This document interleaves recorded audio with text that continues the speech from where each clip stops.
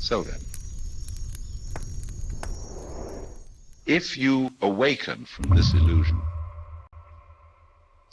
and you understand that black implies white, self implies other, life implies death, or shall I say, death implies life, you can feel yourself not as a stranger in the world, not as something here on probation, not as something that has arrived here by fluke, but you can begin to feel your own existence as absolutely fundamental.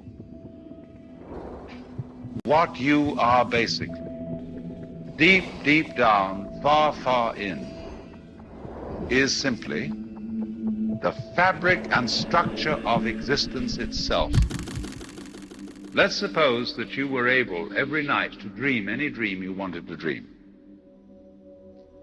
And that you could, for example, have the power within one night to dream 75 years of time, or any length of time you wanted to have. And you would naturally, as you began on this adventure of dreams, you would fulfill all your wishes. You would have every kind of pleasure you could conceive. And after several nights of 75 years of total pleasure each, you would say, well, that was pretty great.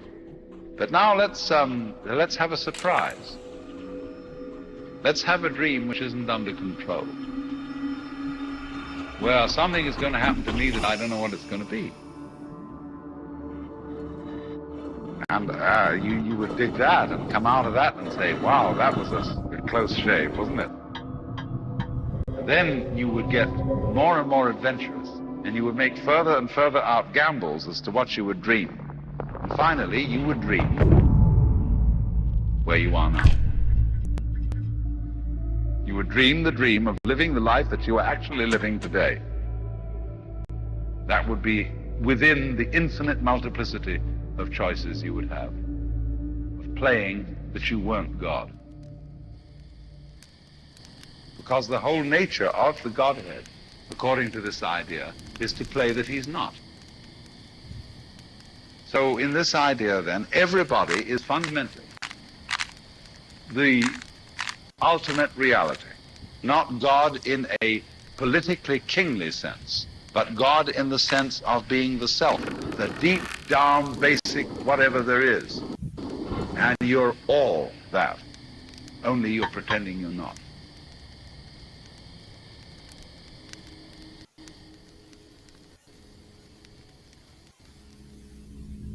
Whoa, that's deep, dudes. Yep, that's pretty deep, isn't it?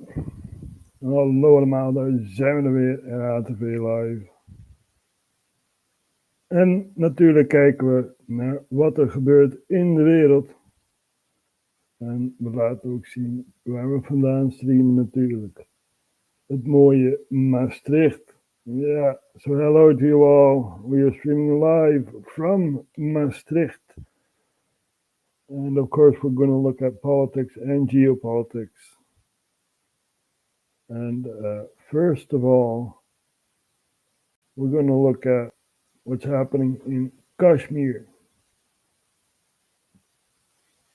So, and why is this important? I'll tell you guys later. There are demonstrations in Mirpur city, right?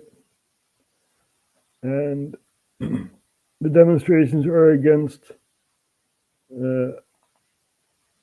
the cost of living, the rising price of the cost of living. And we're going to take a look at what's happening over there. We have some images. Zo. Ja, grote demonstraties in Kashmir. En we gaan even kijken naar dit filmpje hier zo. Protesters march towards Muzaffarabad via Rawalkot. Yeah. So we're gonna copy this here and put it on the map. So, and we're going to take a look at this.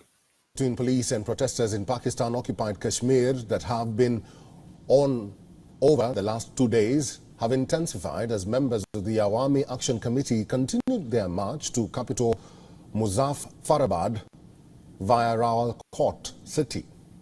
Rangers have now been deployed to deal with the protesters. A policeman was killed and over 100 people, including 19 policemen, have been injured in the clashes on the second day of anti-government demonstrations. Pakistan's President Asif Ali Zardari summoned an emergency meeting. The Prime Minister of Kashmir, Chaudhry Anwarul Haq, says his government is ready to give related relief in electricity and wheat flour prices. The Prime Minister said that the government has reached an agreement with the Awami Action Committee after holding talks. Earlier today, protesters marched towards Muzaffarabad via Rawalkot, despite road blockades set up by the police. They hurled glass bottles and pelted stones at law enforcement agencies. Some resorted to burning government vehicles and manhandling. A large number of policemen deployed to stop the protests responded with tear gas. The paramilitary personnel resorted to opening fire to disperse the crowd. The protesters defied infiltration by the PTI workers. On Saturday, demonstrators participated in a protest organized by the Jammu and Kashmir Joint Awami Action Committee, or the JAAC, in Mirpur.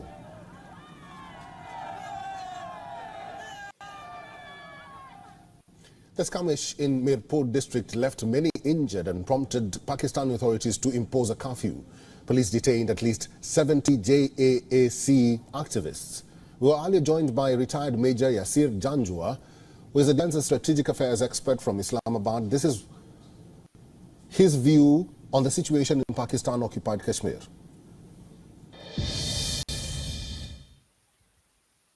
There will be a solution and which is going to be permanent. Look, what are the demands of the people? The people are demanding that they should be given the electricity at the rates which is as per the product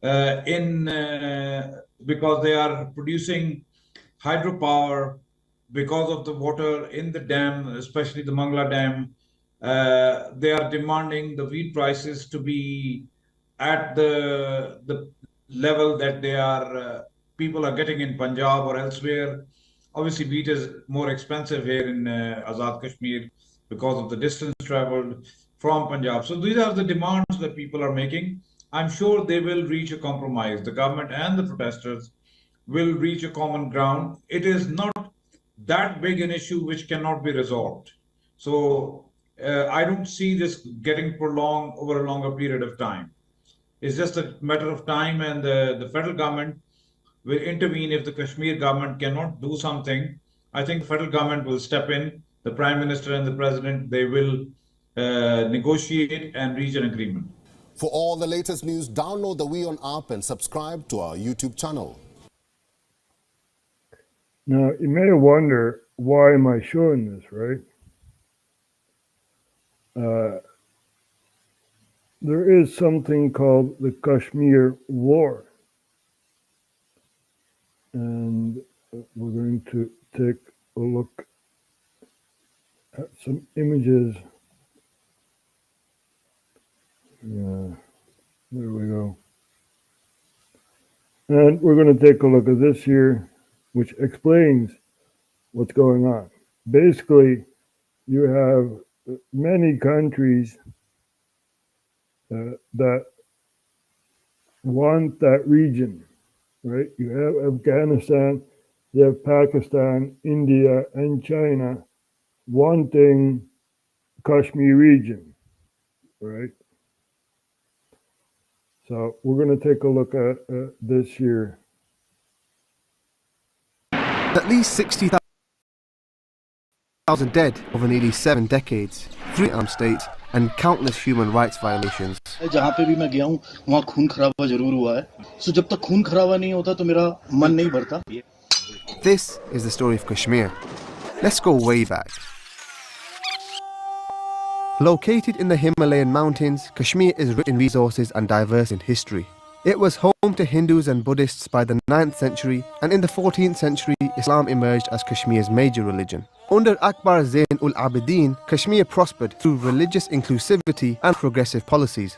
Muslim rule ended in 1819 when the Sikh kingdom of Punjab captured the region from the oppressive Afghan Durrani Empire, though the Sikh kingdom implemented its own form of oppression. After the Anglo-Sikh War of 1845, the British East India Company annexed most of the land from the Sikhs.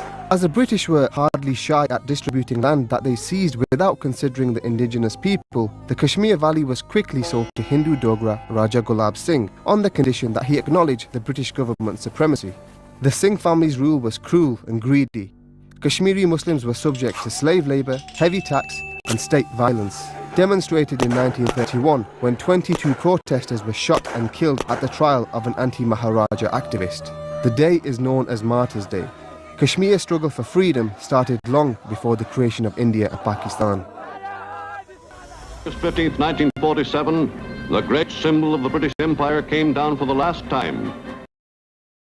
When India gained independence from the British Empire in 1947, the country was ideologically split. Majority Muslim provinces became the newly created Pakistan, and majority Hindu provinces remained as India. The partition is one of the bloodiest in history. Almost 1 million people were killed in the sectarian violence that followed. Kashmir's Maharaja Hari Singh was asked to join one or the other.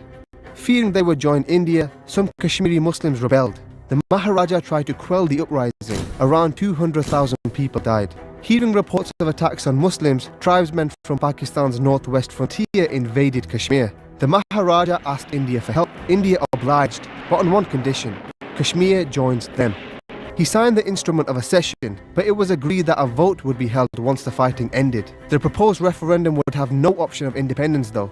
Kashmiris would join India or Pakistan. When the war ended on January 1st, 1949, the UN-backed ceasefire line split Kashmir between Pakistani and Indian administration, but the vote never happened. To this day, Kashmiris still haven't been able to decide their own future. Following the conflict, the western portion of Kashmir came under Pakistani administration. Kashmiris seeking their rights with political repression and torture at the hands of Pakistani authorities. But it's the largest portion which came under Indian rule that suffers from the most violence and unrest. It's majority Muslim with a number of Hindus, Sikhs and Buddhists. China controls the most uninhabited area called Aksai Chin. Pakistan and India fought over Kashmir again in 1965 and 1999. In the 1980s, increased opposition to Indian rule led to armed resistance against Indian troops. Pakistan provided weapons, training and financial support to the separatists. The government of Pakistan has endorsed that Kashmir is a freedom struggle. It is not terrorism. The region's insecurity forced 100,000 Kashmiri Hindus out of the valley. By the early 2000s, India had seemingly crushed the movement through mass arrests, suppression of rights, counter-insurgency operations and political initiatives. There is a determination all round to see that violence comes to an end. Today, India-administered Kashmir is the most militarized zone in the world, with over 700,000 Indian soldiers occupying the area. And their presence only complicates Kashmir's already divided politics. In 1957, India claimed Jammu and Kashmir as an autonomous Indian state, absorbing it into their state assembly.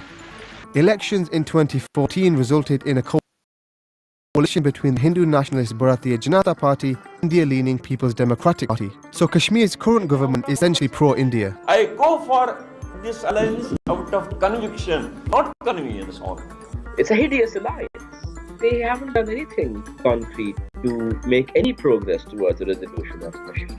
Indian state believes that it has democratic mechanisms on the ground in the form of an elected government, and the Indian state believes that it has some kind of a legitimate framework through which it can resolve these problems. The pro-Pakistan and independence groups generally fight for their rights outside the election process, as faith in elections was lost in 1987 when a popular coalition of anti-Indian parties gained only 4 seats. This election was reportedly rigged. Now, many Kashmiris can't take elections seriously. They take turns to run Kashmir for Delhi. The raiding of polling stations and mistreatment of activists during the 1987 election is seen as the spark that ignited armed rebellion against Indian influence. So what's happening now? Although the Indian government says that armed resistance in Kashmir has reduced from 30,000 fighters during the 1990s to less than 100 today, its army still maintains an authoritarian presence there. Hundreds of people have been killed every year since a wave of non-violent protests erupted in the Kashmir Valley in 2008. The killing of rebel commander Burhan Wani in July 2016 sparked the biggest uprising in decades. The 21-year-old was seen as a symbol of Kashmir's indigenous youth-led armed resistance. Everyone from Jammu and Kashmir, especially from Trab, wants to be a brand. Tens of thousands came onto the streets calling for freedom, but were met with force from Indian troops. The protests were quelled immediately with mass arrests, cutting communication, and region-wide curfews. Activists say Indian troops routinely get away with a multitude of human rights violations. Rape, widespread use of torture, mass graves, thousands of unmarked graves in the mountains of Kashmir. Who are those people? Why would they kill? There's no answer. Disappearances, 8,000 people who we Kashmiris know as disappeared. We don't know where they are. Extrajudicial killings, fake encounters where they would take innocent Kashmiris to a forest, murder them, faces mutilated, dressed in fatigues to be passed off as dreaded militants of Lashkar-e-Taiba. The Indian army denies most of these claims. We are an army which believes very strongly in human rights. I think we have a very good human rights. But the Jammu Kashmir Coalition of Civil Society has documented hundreds of cases of people being abused or killed. Most recently was the case of Farooq Ahmed Dar, who in 2017 was used as a human shield to protect an Indian army jeep from stone throwers. And the use of iron pellets to disperse protesters continues to blind Kashmiris, despite condemnation from human rights groups. Amnesty Indian government policy in the region gives its army legal immunity for their actions, making conviction rates close to zero. Pakistan regularly raises the Kashmir issue at the UN, and India accuses Pakistan of exploiting the unrest in Jammu and Kashmir to further their goals in the region. So why do both countries want control of the land? India claims Kashmir maintains their secular status, being the only majority Muslim region, and Pakistan says the majority Muslim state should naturally be a part of a Muslim nation, but it's more likely over water. Pakistan's only water supply is the Indus River. It happens to first flow through India-administered Kashmir. The Indus Water Treaty, signed by both countries in 1960, gave Pakistan control of 80% of the river, but also gave India the power to utilize the remaining 20% in Jammu and Kashmir. India uses the water for irrigation and has started multiple dam projects which could reduce the river's flow through to Pakistan. As the two nuclear-powered population, the need for water and hydro-powered electricity continues to increase. Yet, it's the Kashmiris who lose the most, both in lives and resources, and this only fuels their drive for independence. So now we know about Kashmir, right? The palette of history has been shown, and people, now know, right? I hope so, in any case. So, we're going to take a look at the map, as I've shown before, the demonstrations in Kashmir, and we had a certain place that we were looking for, Ravakot, and we have that place, Muzaffarabad, and the people were walking from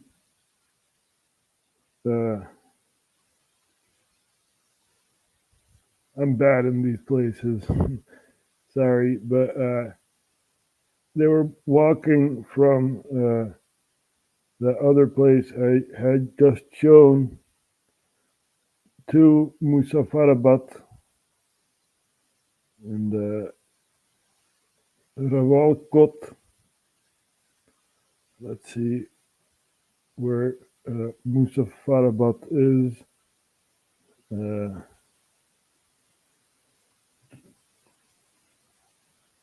Let's see. Muzaffarabad. Muzaffarabad. There we go. So there we have Muzaffarabad. And let's take a look at Rawalkot. So that is a pretty big distance, right? To walk all the way to the north. And yeah, these people are pissed off. So who knows? Maybe there's a conflict brewing, right? We know that Kashmir is a pressure zone, and there's a lot going on, right? So we have that going on. Let's take a look at what else is happening in the world. And of course, we're going to show you some videos of Al Jazeera, because, they give a certain point of view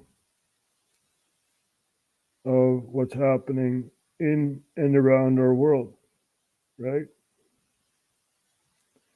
So Israeli forces carpet bombing Jabalia.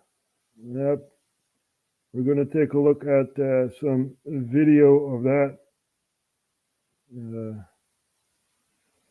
Let's see, Jabalia. There we go. Carpet bombing of Jabalia, which is in the north of Gaza. And we're going to take a look at some video of that. First, we need to start it up.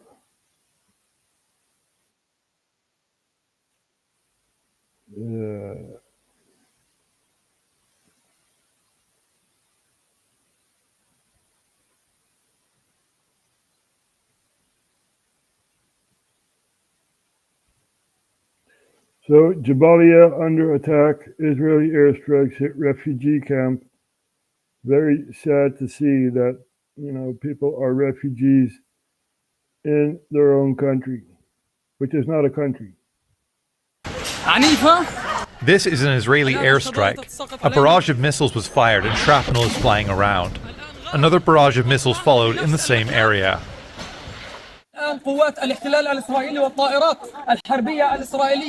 A series of airstrikes was carried out by Israeli warplanes, targeting residential homes on Al-Sika Road in Jabalia refugee camp. As a result, a number of homes were leveled. Now, as you can see, the guy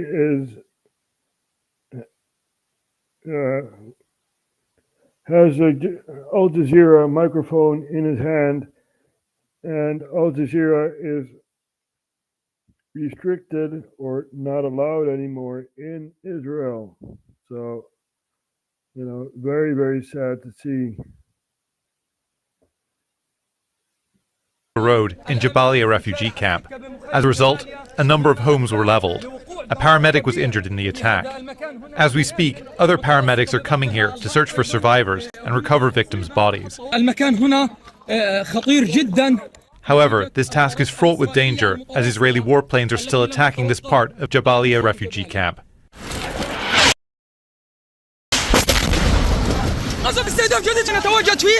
This is the third wave of airstrikes targeting the same area. Israeli warplanes firing on journalists, paramedics and civil defense teams, helping victims from the first two attacks. This is Al-Sika Road, east of Jabalia refugee camp. As we speak, a fourth attack is unfolding. There are non-stop Israeli strikes on residential homes. Dozens of civilians were killed, paramedics and civil defense members as well. The Israelis have been carpet bombing this area for hours.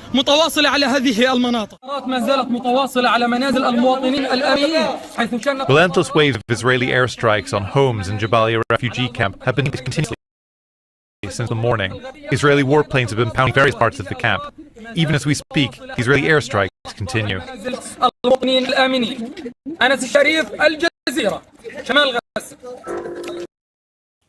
Make sure to subscribe to our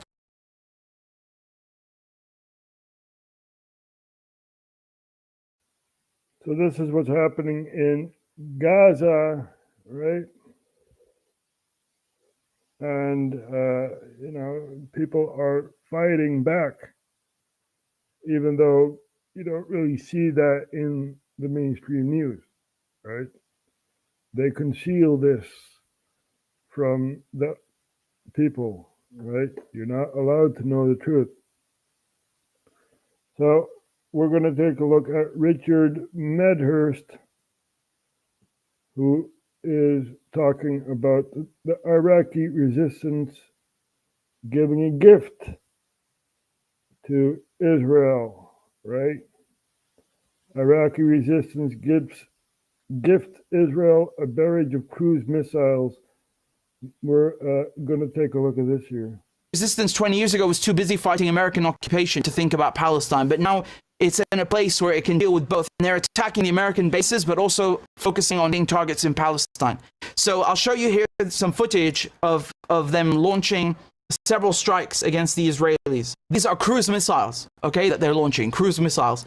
And I've plotted the course for you. Now, this is me just assuming that they're firing from Al Bukamas. So basically, this is an area where you have a lot of resistance fighters, all right? It's a crossing point between Syria and Iraq that's used a lot. For the sake of plotting a course, I put one there. If you want, we can be less, liberal with the ruler and put it down here at 447. So my point is that from the distance traveled here is at least 447 kilometers, because they were hitting a target in occupied Palestine that the Israelis called Be'er Sheva. Okay, so let's just say it's 447. Okay, it traveled at least 450 kilometers to hit the target. Here's the video.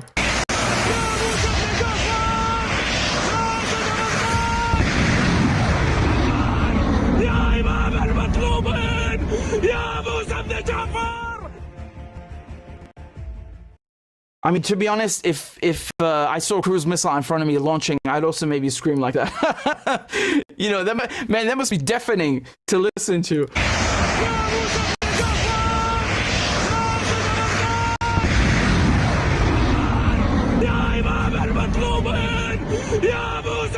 I mean, it's really a formidable sight. And so, like I said, traveling this distance. At least, this is the most conservative estimate. Look how far they've come, quite literally. Do you understand what we're looking at here? This is a different resistance that the Israelis have never seen before. They've never had to face strikes from Yemen, drones and cruise missiles coming from Yemen, coming from Iraq, coming from Syria, coming from Iran. I mean, this is unprecedented. It really is. So you have to understand the importance of it. The Israelis are not ready for this. They never thought this would happen, and yet here we are. They're not in a winning. Actually, Richard, I have to correct you on that. We have the 6-day war. You guys remember that? 6-day war. Let's see if we can find that 6-day war.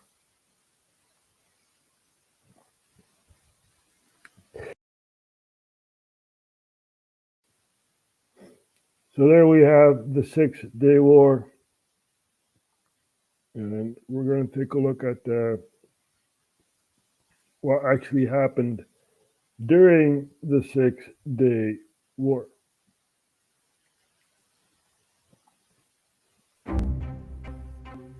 On June 5th, 1967, the largest armed conflict in a decades-long clash over Holy Land in the Middle East erupted. While it lasted just under a week, the 6-day war would change the geography of the Middle East for decades to come. First, it's important to understand the basics about the disputed territory in and around modern-day Israel. Many Israeli Jews believe that they were entitled to lay claim to the land based on a promise from God, while most Palestinian Arabs, whose ancestors lived there for hundreds of years, believed they were the rightful inhabitants. In May 1948, Israel, with authority from the United Nations, formally declared its independence. In doing so, the Israeli government laid claim to land that had previously been classified as Palestinian territory, including part of the holy city of Jerusalem. The new country was therefore by design surrounded by pro-Palestine Arab nations that opposed Israel's existence. Almost immediately, troops from those neighboring countries invaded Israel and tried to reclaim some of the land. The Israeli government responded by expanding and fortifying its military presence, while peacekeepers from the UN worked to prevent the region from descending into chaos. Over the next 2 decades, tensions continued to simmer in the region as Israeli and Palestinian forces clashed, sometimes violently over trade routes, global political alliances, and their continued dispute over Jerusalem.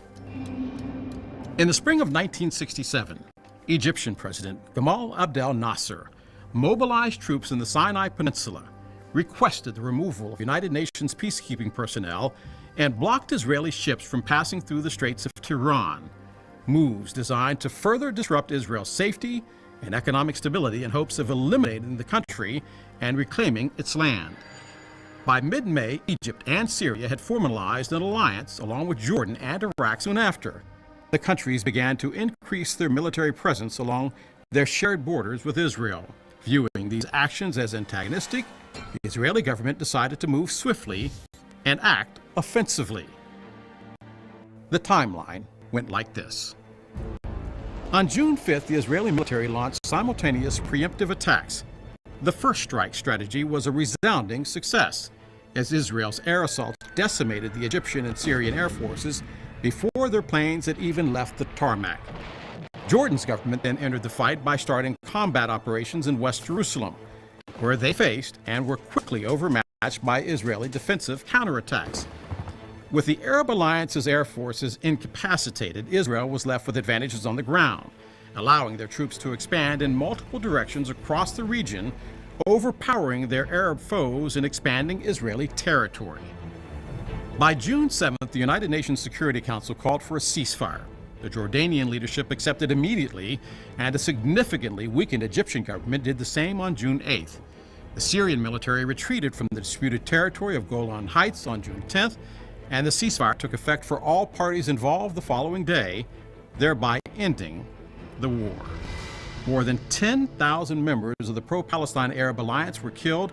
Hundreds of thousands of refugees from the captured territories were immediately placed under Israeli rule.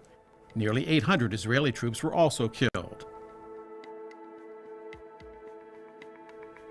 Prior to the Six-Day War, Israel spanned 7,200 square miles, roughly the size of New Jersey, and its population was less than 2% of the entire Middle East. As a result of their overwhelming victory, Israel more than doubled its territory by claiming the Gaza Strip and Sinai Peninsula from Egypt, the Golan Heights from Syria, and the West Bank from Jordan, including East Jerusalem. The war may have only lasted 6 days, but its impact redrew the map of the Middle East. So there you have it, Richard Medhurst. I know you are aware of this, right? The 6-Day War. And if you look at the map now, there's a new alliance against Israel. Now, am I against Israel? Of course not. You know, every person has the right to live on this planet. Right? We're all interconnected. So, Israel, you know, if you want a state, well, you have a state, you know. But there was something called the two-state solution. Now, people that look at politics, you know, are, you know, are supposed to know this, right? The 6-Day War, the two-state solution, right? And even though we tend to forget that the United Nations came together and said, you know, we have a two-state solution on table, and both parties are supposed to, you know, abide by these rules to make two states, right? Now, one party does not abide by the rules, and another party rejects these rules, right? So we're going to take a look at the two-state solution and see if we can find a video of that.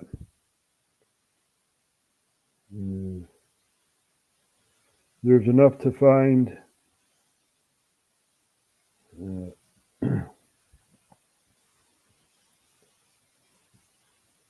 They call it impossible to achieve, right? We have Abbas, who is ex-prime minister of the Palestinian, well, it's not a state, you know. So, and Abbas didn't do much for people, the Palestinian people. So we're going to take a look at this here, why a two-state solution is nearly impossible to achieve. That's CBC News. Years. And so world leaders are calling for an idea that's been around for decades. We need to renew our resolve to pursue this two-state solution. We must never lose sight of how essential the two-state solution is. Live side by side, two states. A two-state solution. Two-state solution. The two-state solution means the creation of an independent Palestinian state that would coexist alongside Israel. It's long been seen as the best hope for peace, but it's never really come close to happening. And the reality on the ground now, after the October 7th Hamas attacks and Israel's military offensive into Gaza, may make it more difficult than ever before. So, is the two-state solution actually a viable option or just a talking point? Here's some of what makes it so difficult. One of the first big challenges is, what would the borders of a Palestinian state even look like? To understand why that's so hard, we have to go back in history, but this is not a full account. We're going to take you through some of the pivotal moments in this long contested history. After the horrors of the Holocaust, the United Nations voted to establish the State of Israel as a refuge for the Jewish people in their ancestral homeland. A decision that angered the majority Arab population. The plan was to divide historic Palestine, the land between the Jordan River and the Mediterranean Sea, which had been under British control, into two states, one for Jews, one for Arabs, with Jerusalem under international control. Jewish leaders declared the establishment of Israel on May 14, 1948. But 5 surrounding Arab nations rejected the UN plan and attacked Israel, the start of the 1948 Arab-Israeli War. The creation of Israel and the war upended life for the Arab population in what Palestinians call the Nakba, or catastrophe. Some 750,000 people fled or were expelled from their homes, becoming refugees across the Middle East and in what's now the West Bank and Gaza. Today, some 5.9 million UN-registered Palestinian refugees claim links to that displacement. At the end of the war in 1949, Israel controlled more land than it had under the UN plan. Whoever drew out that map was pretty drunk, you know. This is not a two-state solution. I mean, this is like three-state four-state solution, got like northern Israel, which is, Haifa and stuff, and Jerusalem and the Gaza Strip and some of the Sinai. This guy was drunk. Why not divide the country in North and South, like North and South Korea, right? Israel controlled more land than it had under the UN plan. Jordan took the West Bank, Egypt took Gaza. Jerusalem was divided, with Israeli control in the west and Arab control in the east. These armistice lines became known as the Green Line, still the internationally recognized boundaries between Israel and the Palestinian territories today. The Green Line is also known as the pre-1967 line because things changed in the Six-Day War between Israel and its Arab neighbors that year. Israel won, going past the Green Line, taking full control of Gaza and the West Bank, including East Jerusalem, the start of the decades-long Israeli military occupation of the Palestinian territories. So for Palestinians, the Green Line is the starting point for any negotiations on the borders of a Palestinian state. Because they want the Israeli military out, ending conditions that some rights groups have condemned as apartheid for denying Palestinians equal rights. Occupation is a daily reality of violence. Every aspect of your life is controlled by a foreign country. When and how Noor Oda is an author and activist in the West Bank, where 3 million Palestinians live under strict Israeli restrictions and surveillance. Whether I can travel from one city to another for work or to visit family is up to an Israeli soldier at a checkpoint. You could be subject to detention, and you have no recourse for justice. But for Israel, the Green Line is a non-starter.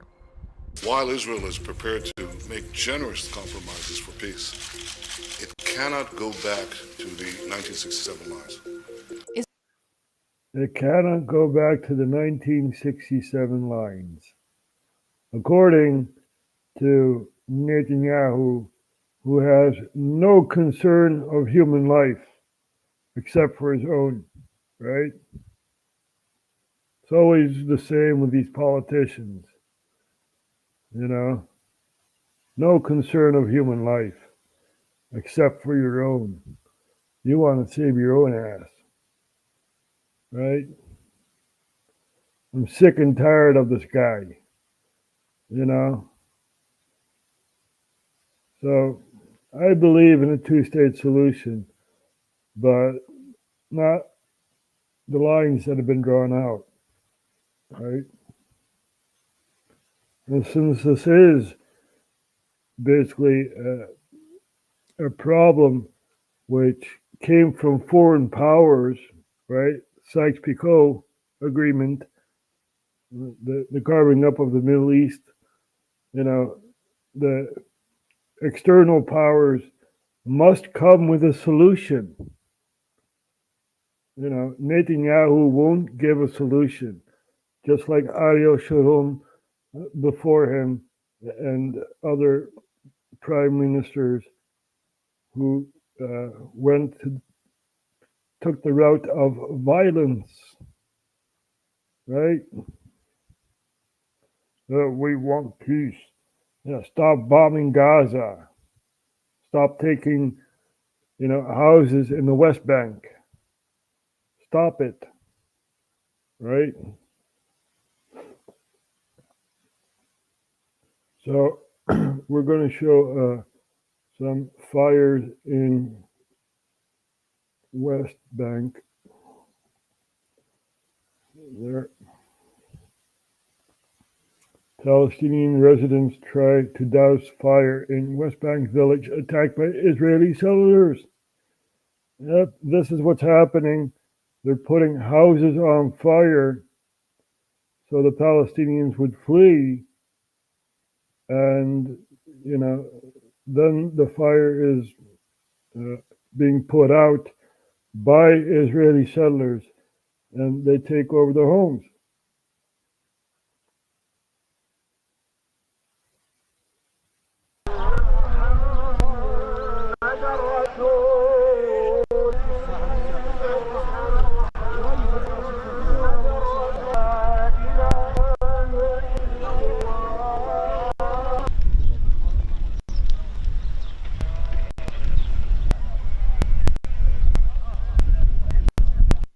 Now, get this clear, right?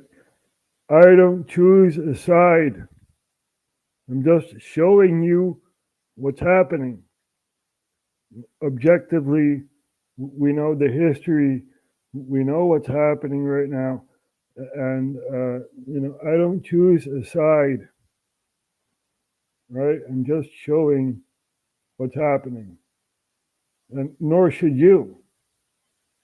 This is not a conflict that concerns us, but it is a human conflict, right? And I'm speaking out.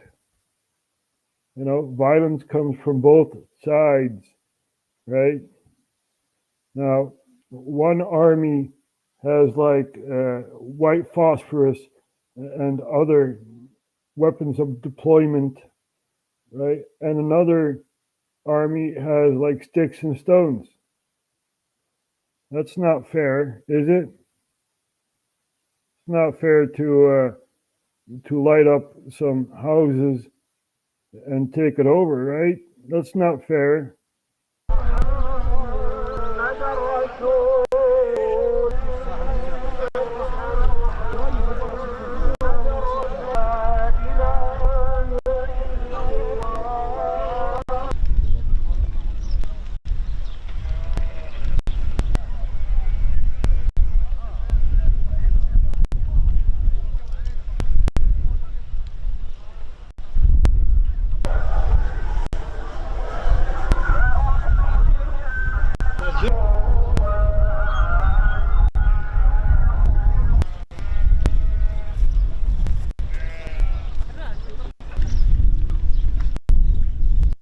So here they are with their highly developed cars and Hummers and having weapons and stuff like that. This is what's happening. This is how they take over, right? And they say it's our land. This is our land. No, you took that land over from someone else. You stole that land, right? Now you may say, yeah, but this is the Holy Land, Judea, and blah, blah. Yeah, but that was very long ago, right? That was during the Roman times. So you guys need to quit this. This is about human life. Leave the Palestinians alone. You got enough land, right? So, yeah, we want peace.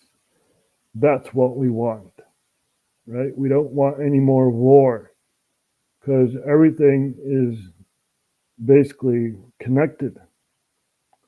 If we look at what's happening in the Netherlands, we see very big protests and, this is in Amsterdam near the university campus. And we're going to take a look at some images of the pro-Palestinian people.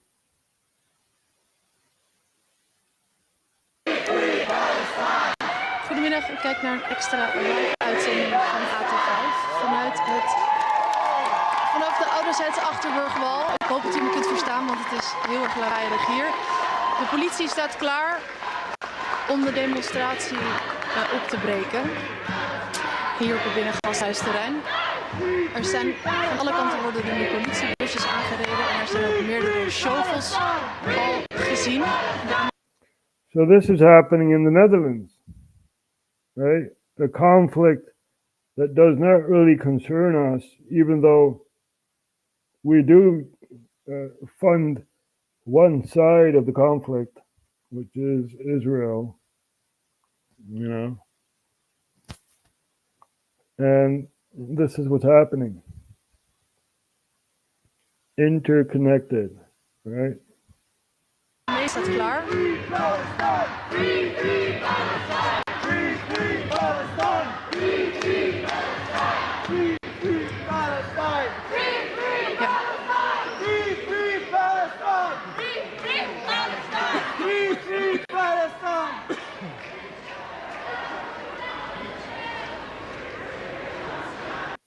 Now, as I've said before, I'm for a two-state solution.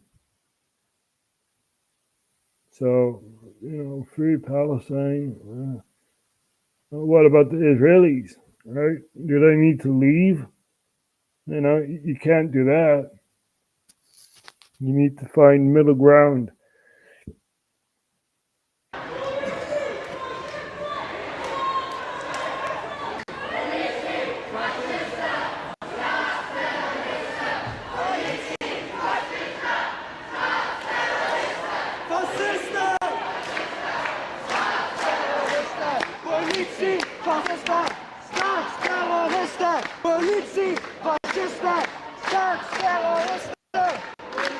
So they're saying the police are fascists and stuff like that, you know. These people are lost.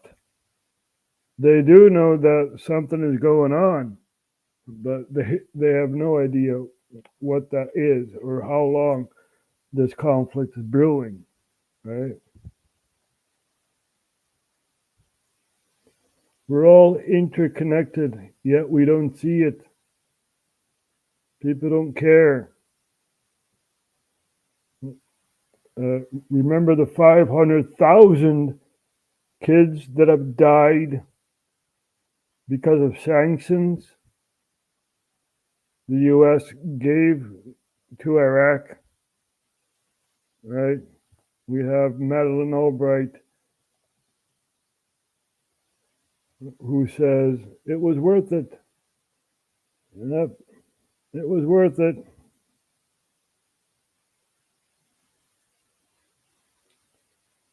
It was worth putting sanctions on Iraq, killing 500,000 kids who got no medication, not even talking about the adults, right?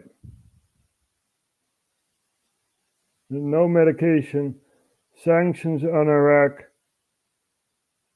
even though, you know, the U.S. supplied Iraq with all sorts of weapons and stuff like that against Iran.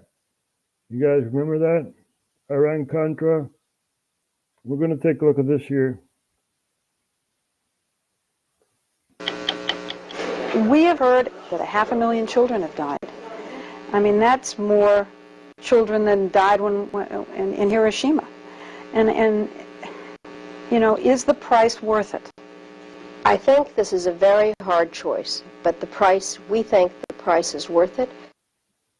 We think the price is worth it. Who are you to decide what's happening in Iraq, right?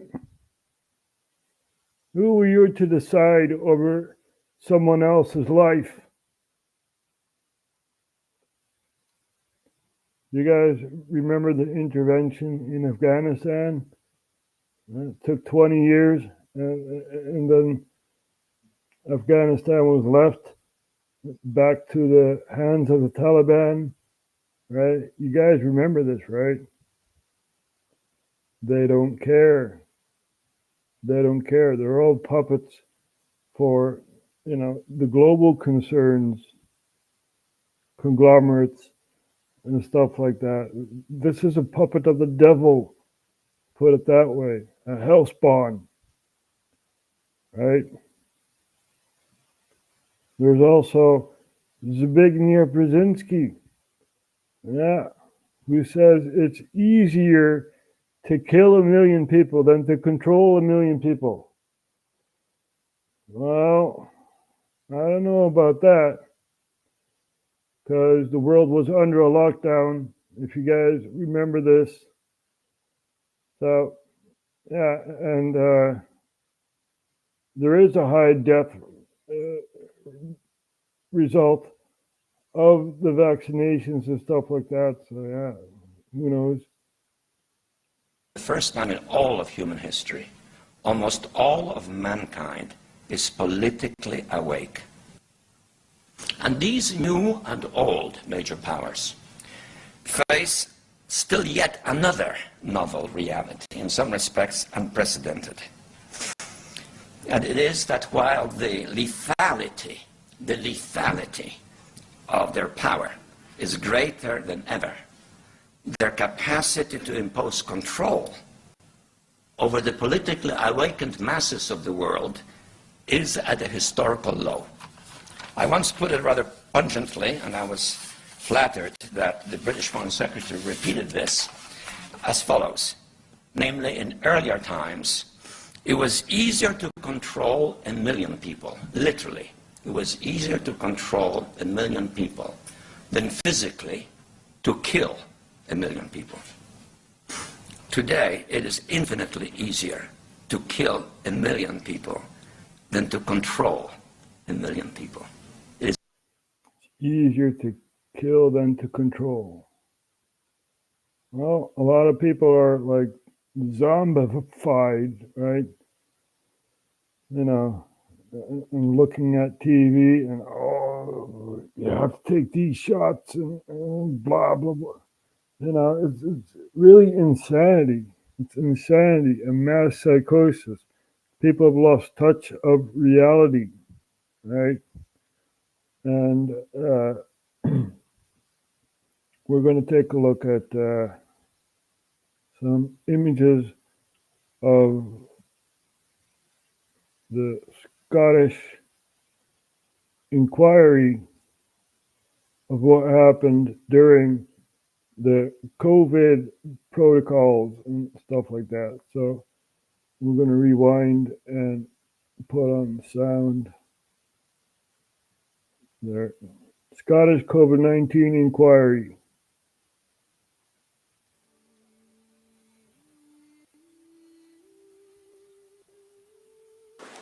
Now, you started to notice a deterioration in your mother. You mentioned in paragraph 47 that she looked awful during a particular outdoor visit. And you say she looked like she'd given up. Yes. And that was, in fact, a couple of weeks before she died. Yes. Yeah. You had a concern, I think, that she was very dehydrated. Yes. And you then say that isolation was definitely having an effect on her. Yes. Did that make you more convinced as to what was the cause, or what was a possible cause of her deterioration? Yes, I mean, she was becoming more frail, certainly. I could see that her weight looked less, her colour wasn't good, her demeanour had changed again, so she was more frail, and probably her cognitive abilities had declined. But I think it was just hastened by the fact that she wasn't getting the stimulation in the visits from myself, my sister, my brother that she would normally have got. You mentioned earlier that you had a power of attorney. Yes. In relation to your mother, but as you say in paragraph 48, that was disregarded. It was just completely, totally.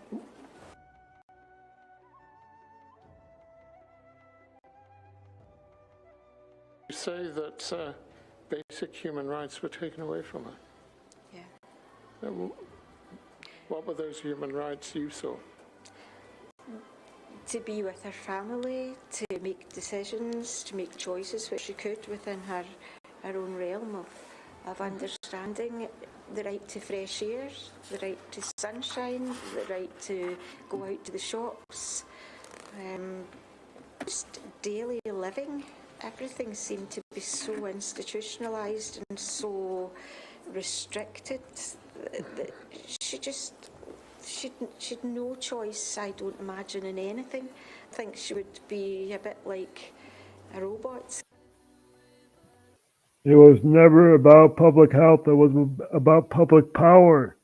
How can we retain public power, right? If we look back at what happened in 2018, we see the yellow vests rise up from France, and basically there were protests everywhere. Remember the protests in Hong Kong? Remember that? When Beijing wanted to take over Hong Kong? This was in 2018 towards 2019, right? And we're going to show some images of the Hong Kong protest. Now, giving some background here, Hong Kong used to be in English hands, right? They had their independence from the CCP and basically acted as an independent state, right? And they had democracy over there, many choices and stuff. But then Beijing took over, and many people in Hong Kong were protesting against, Beijing. So we're going to take a look at some images of Hong Kong.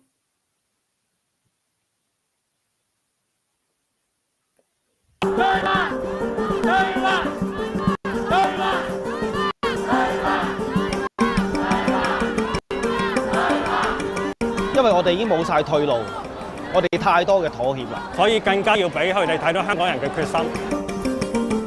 The people of Hong Kong are out in the streets. 呢個遊行對香港嘅未來可以話係歷史性嘅一刻咯，係香港。Hundreds of thousands are demonstrating against a deeply unpopular bill. 呢個會影響全香港嘅市民。因為呢條條例對香港嘅傷害係非常之大嘅。But this is about a whole lot more than a bill. It's about the status of Hong Kong and the power China has over it. It's a fight to preserve the freedoms people have here. And it all started with a murder.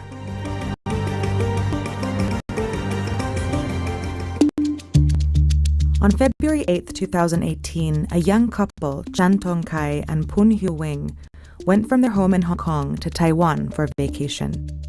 They stayed at the Purple Garden Hotel in Taipei for 9 days. But on February 17th, only one of them returned to Hong Kong. There, 1 month later, Chan confessed to murdering his girlfriend, who was pregnant at the time. But there was a problem. Hong Kong authorities couldn't charge him for murder because he did it in Taiwan. And they couldn't send him back to Taiwan to be charged because Hong Kong and Taiwan don't have an extradition agreement. So in 2019, Hong Kong's government proposed one. It would let them transfer suspects to Taiwan so they could be tried for their crimes. But the same bill would also allow extradition to mainland China. There's no fair trial, there's no humane punishment, and there's completely no separation of powers. And that's what sparked these protests. China and Hong Kong are two very different places with a very complex political relationship, and the extradition bill threatens to give China more power over Hong Kong. See, Hong Kong is technically a part of China, but it operates as a semi-autonomous region. It all began in the late 1800s, when China lost a series of wars to Britain and ended up ceding Hong Kong for a period of 99 years. Hong Kong remained a British colony until 1997, when Britain gave it back to China under a special agreement. It was called One Country, Two Systems. It made Hong Kong a part of China, but it also said that Hong Kong would retain a high degree of autonomy, as well as democratic freedoms, like the right to vote, freedom of speech, freedom of the press, of assembly. And that made Hong Kong very different from mainland China, which is authoritarian. Citizens there don't have the same freedoms. Its legal system is often used to arrest, punish, and silence people who speak out against the state. But according to the agreement, one country, two systems wouldn't last forever. In 2047, Hong Kong is expected to fully become a part of China. The problem is, China isn't waiting for the deal to expire. Under the rule of Chinese leader Xi Jinping, pro-democracy leaders have already been arrested in Hong Kong, and mysterious abductions of booksellers have created a threat to free speech. But Hong Kong has been pushing back. In 2003, 500,000 Hong Kongers successfully fought legislation that would have punished speaking out against China. And in 2014, tens of thousands of protesters occupied the city for weeks to protest China's influence over Hong Kong's elections. Now, Hong Kongers are fighting the extradition bill because the bill is widely seen as the next step in China's encroachment on Hong Kong's autonomy. 因為我哋對呢個中國嘅法律係冇信心。任何一個市民，如果係大陸政權佢係唔中意你，佢可以用一個任何嘅理由。如果那說難聽點，如果他們逃離空。If the bill passes, that means Hong Kong has fallen, and it has fallen. It has fallen. Very sad thing to see, right? Because basically it was an experiment. You know, and now we have an authoritarian power such as the CCP who has control over Hong Kong. We're all interconnected, yet we do not seem to care, right? I want people in Hong Kong to be free. I want people in China to be free. I want people in North Korea to be free. I want a united Korea where there is no North and South. That's what I want. But, you know, it's not for me to decide. I want a two-state solution within the Middle East. I don't want war there. We've had enough of that.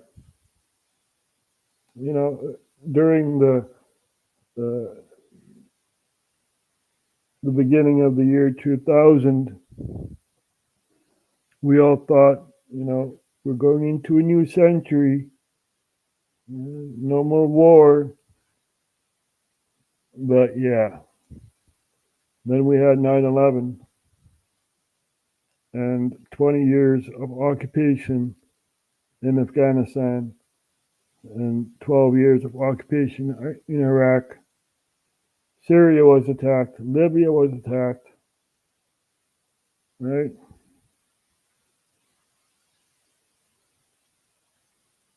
You want peace? Well, I do. I don't want a government to decide for other parts of the world, you know?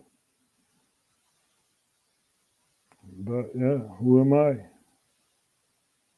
Who am I but just a person?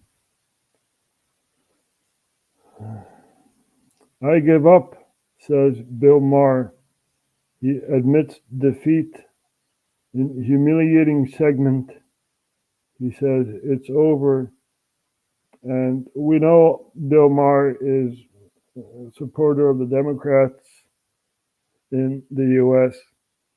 And we know that Donald Trump is likely to be president of the United States, even though there are trials against him and obstacles against him. to prevent him to come into power. So we're going to take a look at this here 1 hour ago.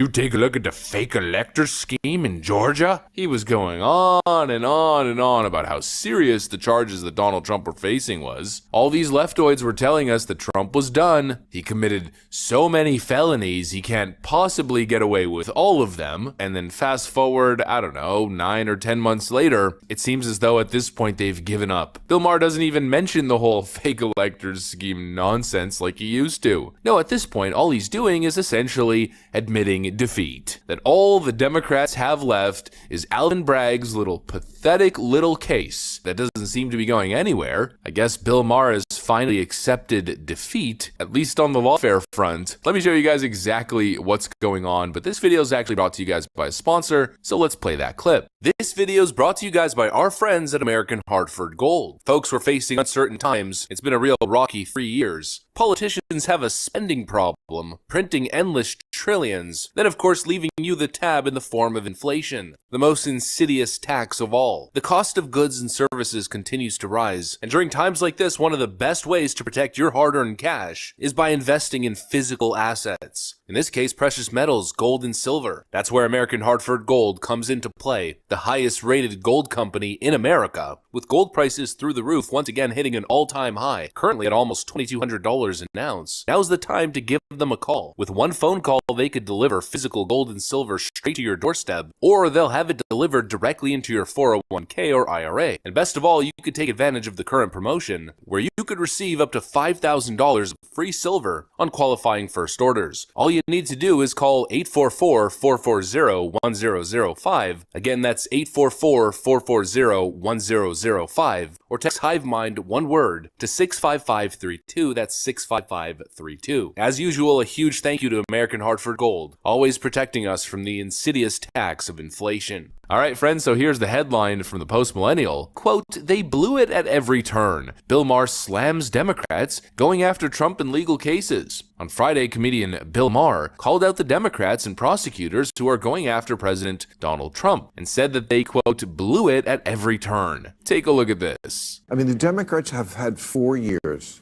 to put Trump on trial, and it is all just going away. They blew it at every turn. Here's what's happened this week. Georgia, that one, okay. They're going to take up Trump's argument about Fani Willis. Now, she's the prosecutor. She's having an affair with the guy she hired. I mean, it's not really relevant to the case, but they left an opening. And now that one's going to be delayed. The stolen documents one, that's never going to happen because that's a Trumpy judge down there. So it's Stormy or bust. I saw what you did there. It just comes out. I'm not trying. If this one doesn't work, and she's a bad witness, because let me show you a little video. This is when I had Stormy on in 2018, and first I asked her why she had sex with Trump. Listen to that, and then listen to what she says after that, and then we're going to talk about the trial, because it's quite a variance of what she said to me in 2018. Why did you Donald Trump? I have no idea. Okay, but you say it's not a Me Too case. It is not a Me Too case. I mean, I wasn't...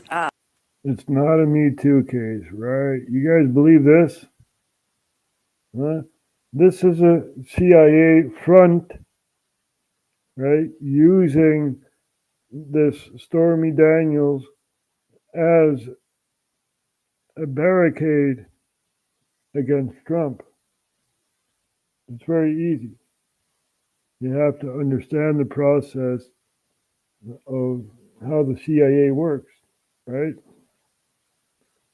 So let's take a look at Mike Pompeo, who was the director of the CIA, and let's see what he has to say. When I was a cadet, what's the cadet motto at West Point? You will not lie, cheat, or steal, or tolerate those who do. I was the CIA director. We lied, we cheated, we stole. It was like we had entire training courses. When I was a cadet, what's the cadet motto at West Point? You will not lie, cheat, or steal, or tolerate those who do. I was the CIA director. We lied, we cheated, we stole. It was like we had entire training courses. We had entire training courses. We know, right? We know. So we are informed and interconnected as one species, one human being, right? So we're going to close off with Samson, of course, because he has some cool songs.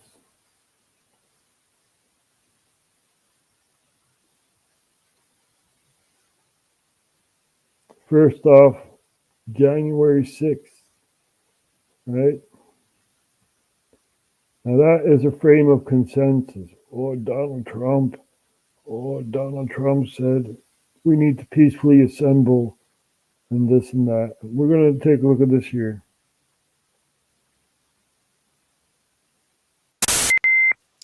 Fellow Americans, good morning.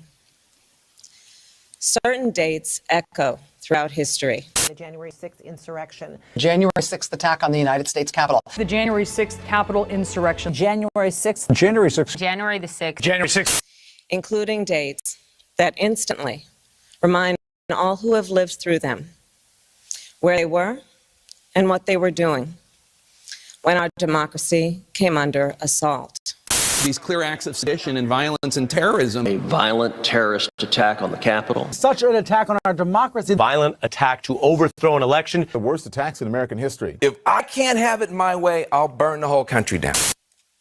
Dates that occupy not only a place on our calendars, but a place in our collective memory.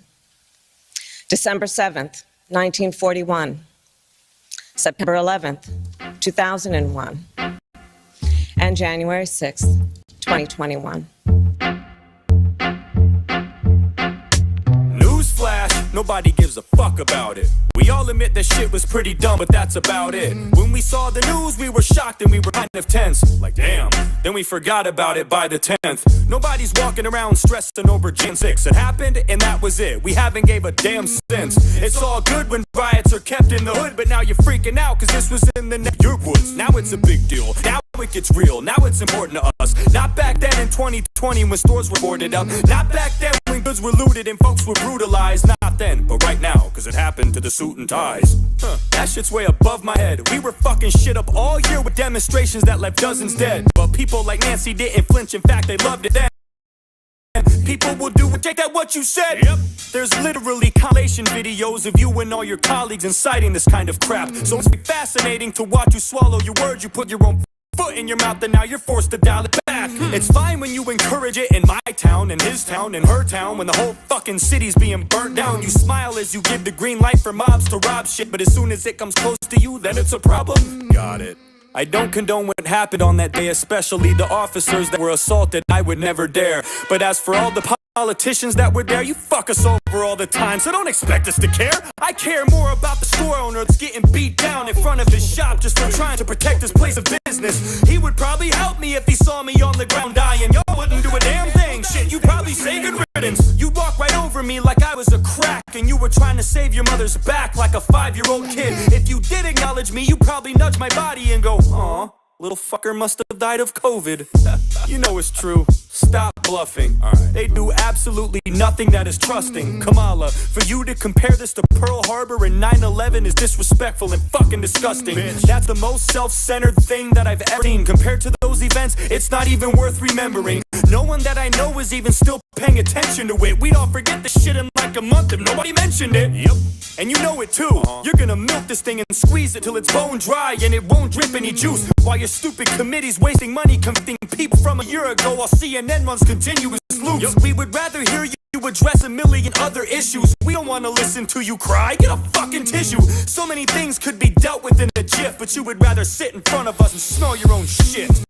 I refuse to show concern for a group of people that I have no respect for. I won't go there. I'm not happy about it, I'm not mad about it either. I'm just neutral on the issue, I just don't care.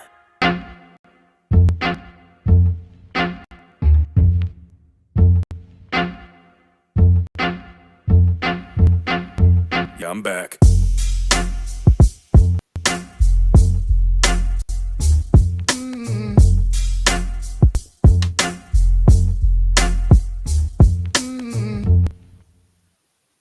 You don't care about January 6th? Oh, that was a big event, man. That was like total anarchy and total violence and all that. You know, that was, wow. Houses on fire. Oh, wait, that was the BLM protest, right? We got footage. These are peaceful protesters.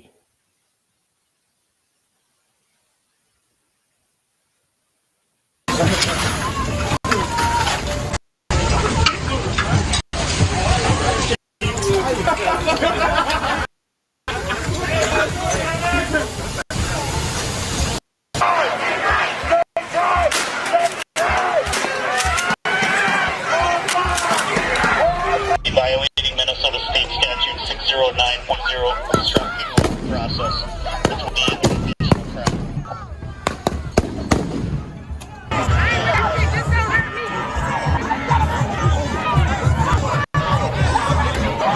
So there we have the peaceful protesters, so-called, right? We know what's going on. This is a destruction of the United States. They're using a proxy, right? A false prophet is put forward. The death of, what's that thug's name? You know? And, you know, this happens. We know what's going on. We know what's going on. And we're fed up. I don't want this. Right? Doesn't matter whether you're black or whether you're white, whether you're Asian, or wherever you're from, you're a human being. And human beings aren't supposed to walk on police cars and stuff like that, you know? This is the mass psychosis that we live in. So, anyway, we're going to shut down. Thank you all for watching and sharing, liking, and subscribing, of course. And peace out.